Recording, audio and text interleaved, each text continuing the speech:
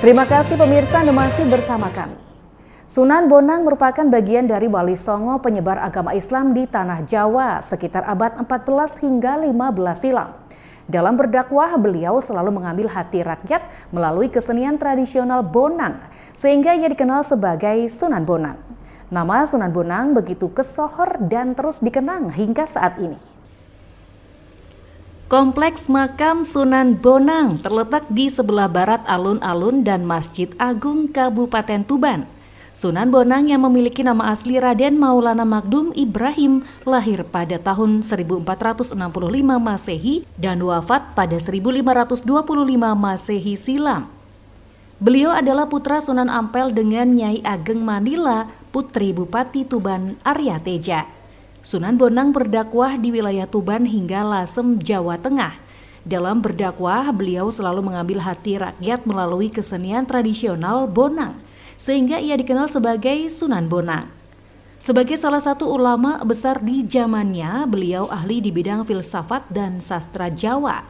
Salah satu kitab yang pernah diciptakannya ialah Suluk Bonang. Aura kehebatan Sunan Bonang tersebut bahkan masih terasa hingga kini. Hal ini terlihat dari adat tata krama berziarah serta bangunan kompleks makam Sunan Bonang yang sedikit berbeda dari kebanyakan wali lainnya. Seperti bangunan cungkup yang sengaja dibuat rendah yang melambangkan penghormatan sebagai salah satu ulama tersohor di zamannya dan setelahnya.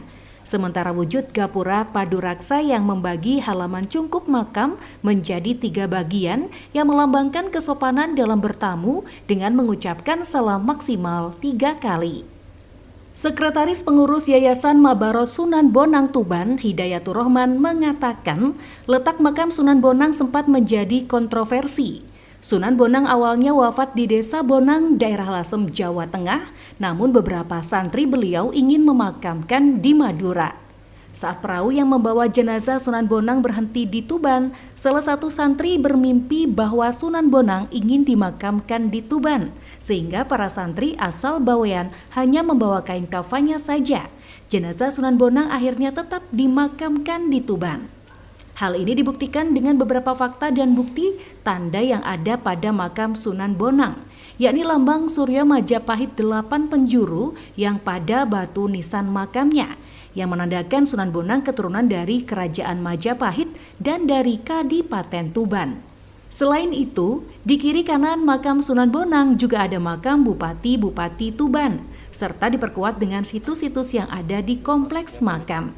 Bagaimana Sunan Bonang menciptakan alat gamelan sebagai sarana dakwah, yaitu bonang itu sendiri. Kalau kita lihat gamelan yang murni Jawa itu ada di Bali, tidak ada bonang yang tidak ada, itu hanya gambang sama apa itu ya, yang tidak ada. Kreasi Sunan Bonang itu pada bonangnya itu. Jadi disinilah dakwah Sunan Bonang selain dalam bidang agama, toleransi, karena di Tuban ini banyak sekali agama, karena kita adalah pelabuhan ya.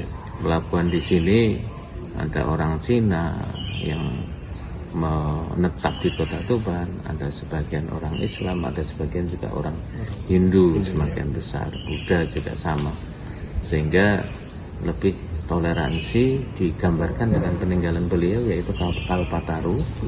Itu yang ada di sekarang, dulu di sini Kalpatarunya, untuk supaya merawat dan lebih terjaga keamanannya, sekarang dipindah di Museum Kambang Putih ya. Peninggalan lainnya yaitu berupa artefak-artefak yang ada di sekitar sini yang memang ditemukan di daerah sini, dan juga